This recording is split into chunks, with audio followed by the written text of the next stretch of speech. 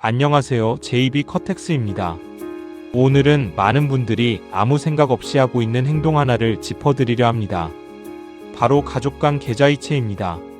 부모님께 생활비를 보내거나 자녀 학원비를 계좌로 넣어주거나 형제자매끼리 밥값을 나눠내거나 이런 평범한 행동들이 국세청 레이더에 잡힐 수 있다는 사실 알고 계셨나요?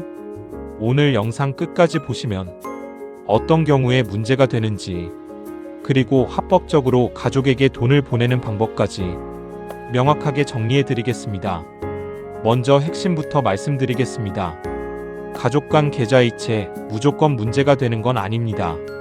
하지만 특정 조건에서는 증여세 과세 대상이 됩니다. 오늘 그 경계선을 명확히 짚어드리겠습니다. 첫 번째로 알아야 할 내용입니다. 국세청은 어떻게 가족 간 계좌이체를 파악할까요? 방법은 두 가지입니다. 첫 번째, 고액현금거래보고 제도입니다. 금융기관은 건당 1천만 원 이상 현금 입출금이 발생하면 자동으로 금융정보분석원 FIU에 보고하도록 되어 있습니다. 이건 예외가 없습니다. 두 번째, 2026년부터 강화된 AI 분석 시스템입니다. 국세청은 2025년 8월부터 개인사업자 대상 세무조사 선별에 AI를 도입했습니다. 이 시스템은 정기적으로 반복되는 소액 송금 패턴도 감지합니다. 예를 들어 월 80만원씩 꾸준히 이체하는 경우 연간 960만원, 수년간 누적되면 수천만원이 됩니다. 이 누적 금액이 증여 공제 한도를 넘으면 조사 대상이 될 수 있습니다. 여기서 중요한 포인트입니다. 현금을 직접 뽑아서 전달해도 안전할까요? 그렇지 않습니다. 건당 1천만 원 이상 현금 입출금은 동일하게 FIU에 보고됩니다. 현금으로 줬다고 해서 국세청이 모르는 게 아닙니다. 두 번째로 증여세 공제 한도를 정확히 알아야 합니다.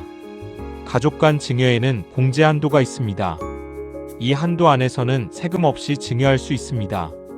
배우자에게는 10년간 6억 원까지, 성인 자녀에게는 10년간 5천만 원까지, 미성년 자녀에게는 10년간 2천만 원까지, 부모님께는 10년간 5천만 원까지, 형제자매에게는 10년간 1천만 원까지. 여기서 반드시 알아야 할 포인트가 있습니다. 성인 자녀 기준 5천만 원은 아버지, 어머니, 조부, 조모 4명 합산 10년 누적 금액입니다. 따로따로 5천만 원이 아닙니다. 예를 들어 어씨의 경우를 보겠습니다. 어씨의 부모님이 아들에게 아버지 3천만 원, 어머니 3천만 원을 10년 이내에 이체했다면 합산 6천만 원으로 한도 5천만 원을 초과합니다. 초과분 1천만 원에 대해 증여세가 부과됩니다. 많은 분들이 이 부분을 모르고 계십니다. 세 번째로 문제가 되는 경우와 안 되는 경우를 구분해 드리겠습니다. 문제가 되지 않는 경우입니다. 사회 통념상 인정되는 생활비, 자녀 학비, 용돈, 치료비 등 일상적인 지출, 그리고 명확한 증빙이 있는 경우입니다. 예를 들어 B씨가 대학생 자녀에게 매달 50만 원씩 용돈을 이체하는 경우, 이는 사회 통념상 인정되는 생활비로 볼 수 있습니다. 하지만 B씨가 같은 금액을 직장인 자녀에게 20년간 보낸다면 생활비가 아닌 증여로 볼 가능성이 높아집니다. 문제가 될 수 있는 경우입니다. 소득이 있는 자녀에게 반복적으로 고액을 송금하는 경우, 증여재산공제 한도를 초과해서 송금하는 경우, 현금 출금 후 타인 명의 계좌로 송금하는 경우, 이런 경우는 국세청 AI가 이상 거래로 분류할 수 있습니다. 그리고 한 가지 더 중요한 사실이 있습니다. 상속세 조사가 시작되면 10년치 금융거래 내역을 일괄 조회합니다. 지금은 문제 없어 보여도 부모님이 돌아가시고 상속세 조사가 시작되는 순간 수년 전 계좌이체 내역까지 전부 확인됩니다. 그때 가서는 이미 늦습니다. 그렇다면 합법적으로 가족에게 돈을 보내는 방법은 무엇일까요? 세 가지를 기억하시면 됩니다. 첫 번째, 공제 한도 내에서 증여 신고를 하는 방법입니다.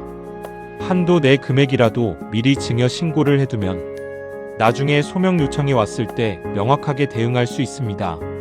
두 번째, 차용증을 작성하는 방법입니다. 가족 간 돈을 빌려주는 경우 차용증을 작성하고 실제로 이자를 지급하면 증여가 아닌 대여로 인정받을 수 있습니다. 이때 이자율은 국세청 기준인 연 4.6%를 적용해야 합니다. 세 번째, 이체 메모를 활용하는 방법입니다. 이체 시 메모란에 생활비, 학원비, 치료비 등 목적을 명확히 기재해두면 소명에 도움이 됩니다. 이 세 가지만 지켜도 가족 간 계좌이체 리스크를 크게 줄일 수 있습니다. 오늘 핵심 내용을 세 줄로 정리해드리겠습니다. 하나, 가족 간 계좌이체는 공제 한도와 목적에 따라 증여세 대상이 됩니다. 둘, 현금으로 주거나 소액이어도 반복 누적되면 국세청 AI가 감지합니다. 셋, 한도 내 증여 신고, 차용증 작성, 이체 메모 활용이 합법적 대응법입니다. 이 내용 혼자만 알고 계시기엔 아깝습니다. 부모님, 형제자매, 주변 지인 중 가족 간 계좌이체를 자주 하시는 분이 계시다면 오늘 영상을 꼭 공유해주세요. 모르면 내고 알면 아낍니다. JB 커텍스였습니다.